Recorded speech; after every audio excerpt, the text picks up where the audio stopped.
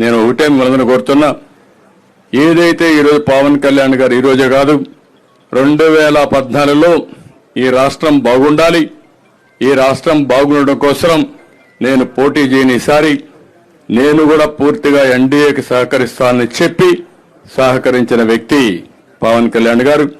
అదే మాదిరిగా ఈ ప్రభుత్వం పైన వ్యతిరేకత ఉంది, ఈ రాష్ట్రం బాగుపడాలంటే ఈ ప్రభుత్వ వ్యతిరేక ఓటు చేరకూడదని చెప్పి దానికోసం పనిచేసిన వ్యక్తి పవన్ కళ్యాణ్ గారు. అలాంటి వ్యక్తి అక్కడ పోటీ చేసినప్పుడు ఒక పొత్తు ధర్మంలో వర్మ గారికి ఇబ్బంది ఉంటుంది, కార్యకర్తలకు ఇబ్బంది ఉంటుంది. కానీ ఆ పొత్తును మనం నెరవేర్చవలసిన బాధ్యత కూడా ఉంటుంది. నేను అందుకే వారికి ఒక మాట చెప్పాను, మీరు ఎమ్మెల్యేగా రాలేరు కానీ ఆ నియోజకవర్గం తరపున మొదటి విడత లిస్టులో ఎమ్మెల్సీగా వారే ఉంటారు. శాసన మండలికి వస్తారు.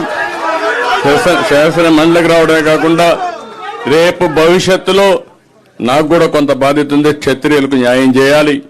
అలాంటి న్యాయం చేసే దాంట్లో ప్రమోషన్లో మొట్టమొదటిగా వర్మ గారు ఉంటారని చెప్పి మరొకసారి మీ అందరికీ తెలియజేసుకుంటూ, ఇంకొక పక్కన కార్యకర్తలందరినీ కోరుతున్నా, ఈరోజు వర్మ గారంటే అభిమానంగా ఉండే ప్రతి ఒక్కరూ పవన్ కళ్యాణ్ గారిని గెలిపించుకోవాలి. అతిపెద్ద మెజారిటీ, చరిత్రలో ఎప్పుడు రానంత మెజారిటీ రావాలి.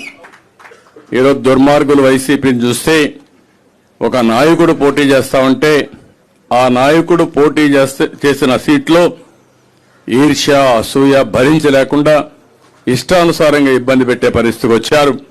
నేను అందుకే ఈ రోజు నుంచి మిమ్మల్ని కోరుతున్నా, ఎక్కడ కూడా ఒక చిన్న ఇది రాకుండా మీరే వర్మ క్యాండిడేట్ అయితే ఎట్లా పనిచేస్తారో దానికంటే 10 రెట్లు ఎక్కువగా పనిచేసి పవన్ కళ్యాణ్ గారిని బ్రహ్మాండమైన మెజారిటీతో గెలిపించవలసిందిగా ప్రతి ఒక్కరిని కోరుకుంటూ